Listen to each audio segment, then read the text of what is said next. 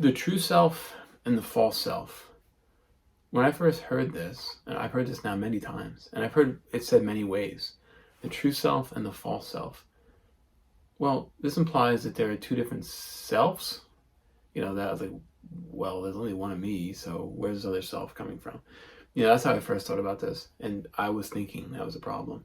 I was trying to understand this at an intellectual level, on a mind level, and the teacher I was working with at that time explained it very well and said, the one trying to figure it out is the one in the way of understanding this.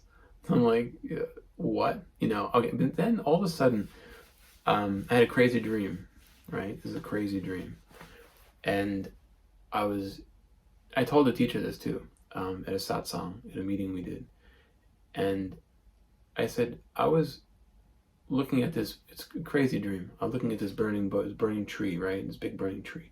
And behind this burning tree was this beautiful, unbelievable planetary alignment, like eight, I guess it was probably all in our souls, maybe our solar system or not, but it was just all lined up behind the burning tree, all of it, and in 3 and 4D, in a way that was so vivid and so real.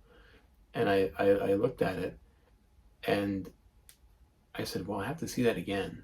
I thought I can't be the only time I can see that, because that is just breathtaking.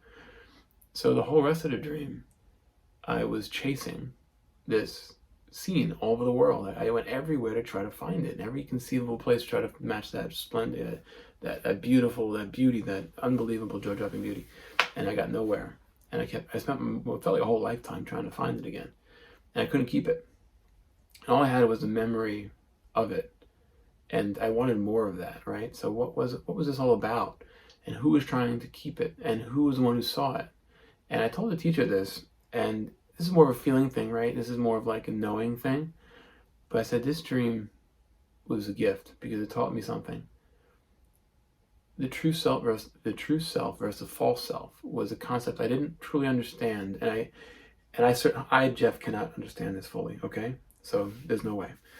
But I will say there's pointers pointing me to the truth, and that truth appears to be the false self being ego. The Jeff story, the story that I accept as my life. The true self is what is observing that story, the witness of it, and everything behind that, and before that, and after that, right? It's all of it. It's everything else, the stage and everything on which the play is happening. So now I'm an observer of this. Like in a dream, ironically, as I saw that dream, I was observing Jeff, observing the planetary alignment. So, wow. So what was that observer?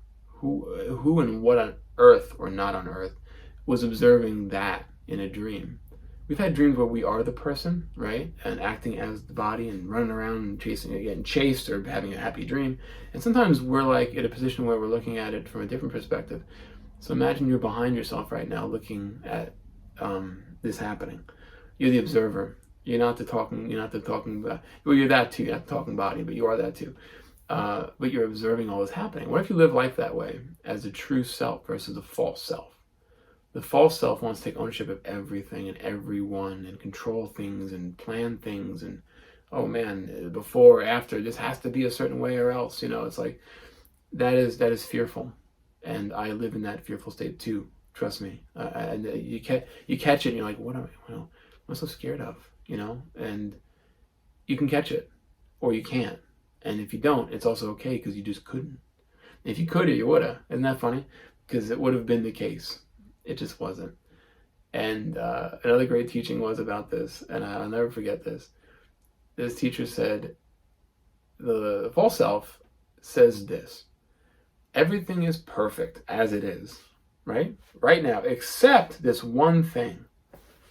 So everything's fine, except this one thing, right? If only this changed, just it would be perfect. Forget, the world would just be perfect. Like, forget it. I can be so happy. What self would say that? The observer witness self, the all-knowing, all-being, omnipotent self, or the false self, the self that just wants to tweak a little part of the story so they can be just a little more comfortable or a little less uncomfortable. That's fine too. It's survival and it's totally understandable. So true self versus false self, an amazing concept, and one that was given to me in a dream. Honestly, that's how it happened over here.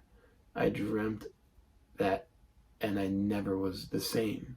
This life was never the same. The mind even accepted part of that. It felt like, it was like the mind was undermined. It got undermined in that dream, and it was a gift. That was grace. Nothing short of grace. And I love telling a story to the teacher, and Jeff, false self, loved saying that because it was a special dream for Jeff, right? But the true self got the real win. End of the day, right? The victory was to the true self, because in the end, it won the day, because it showed itself what was true in this land of confusion, which is the world. And imagine having dreams within this crazy world, right? You're having dreams within a dream. It's like, oh my, you're observing the observer observing something else. It's unbelievable. And there's a lot of layers to that, but it's not even worth analyzing, because to know that this isn't it, right? This is it. What's happening now is it. But this form is not all there is to who I am as the true self. And it's a heavy way to end the video, right? But I will anyway. Thank you as always, and have a great day.